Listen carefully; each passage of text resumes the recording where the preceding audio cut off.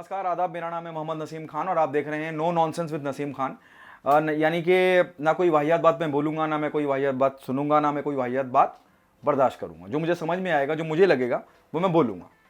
आज साइना का trailer launch हुआ। ट्रेलर लॉन्च के मौके पर परिणीति चोपड़ा, अमूल गुप्ते साहब, TCS के बाकी दिग्गज सब मौजूद थे।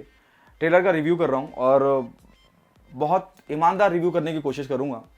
सबसे पहली और अहम बात, साइना का जो ट्रेलर मैंने देखा वो साइना के मस्से के बारे में बिल्कुल नहीं है। जो ब्यूटी स्पॉट है, जो तिल है, मस्सा भी कहा जाता है। मस्सा एक अलग चीज़ होती है और तिल अलग चीज़ होती है।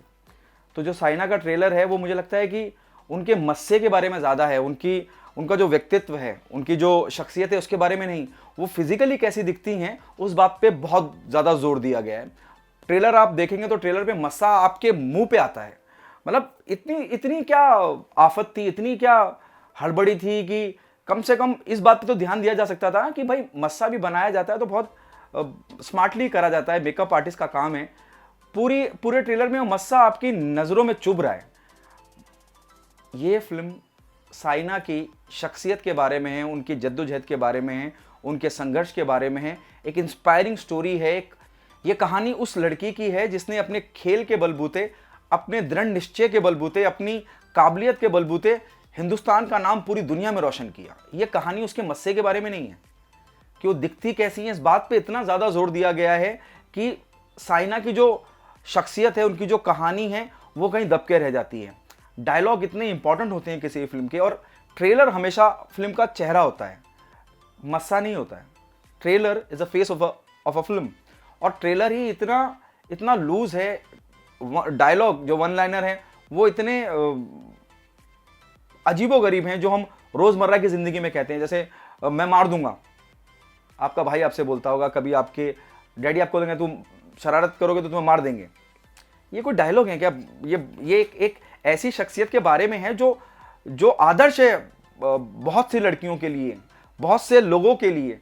उसकी कहानी बताने जा रहे हैं आप, उसके संघर्ष की कहानी बताने जा रहे हैं आप, उसके जद्दोजहद की कहानी बताने जा रहे हैं।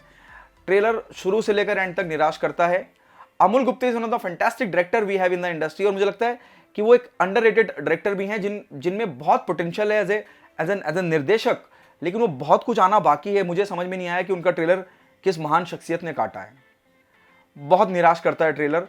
और शुरू से ही जिस हिंदुस्तानी ज़ुबान में, मैं कहूँ बहुत आम भाषा की ज़ुबान में, या नॉर्थ हमारी तरफ जो कहा जाता है कि जिस काम में शुरू से खटाई पड़ गई हो, वो काम ज़्यादा करके कामयाब होता ही नहीं है, वो सक्सेस की तरफ जाता ही नहीं है।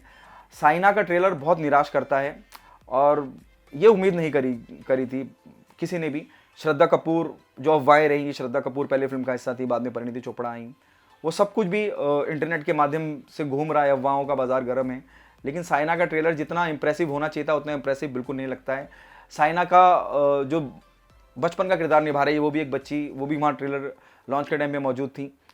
अब दंगल का जब हम जिक्र करते हैं तो दंगल में नितेश तिवारी ने प्रथा चालू करी, ये ट्रेंड चलाया उन्होंने कि भाई उन्होंने दोनों रूप दिखाए। बचपन में एक बच्चे ने क्या झेला और उसके बाद वो कितनी बड़ी रेसलर बनी, उसी चीज़ को फॉलो करते हुए अमूल गुप्ते साहब ने भी एक बचपन का किरदार दिखाया है साइना का, जो वो बच्ची प्ले कर रही हैं, और जवानी में यकीनन परिणीति चोपड़ा ही उसको लीड कर रही हैं।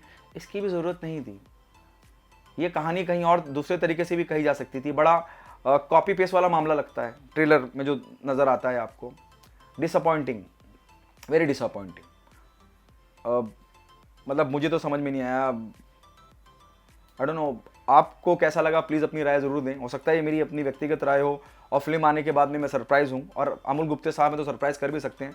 फिलहाल के लिए ट्रेलर उतना जितना सबने सोचा था उतना कहीं पे भी इम्पोर्टेंट नज़र नहीं आता है, और कहीं पे भी इम्प्रेस नहीं करता है। फिलहाल के लिए इतना ही। अल्लाह हाफिज़।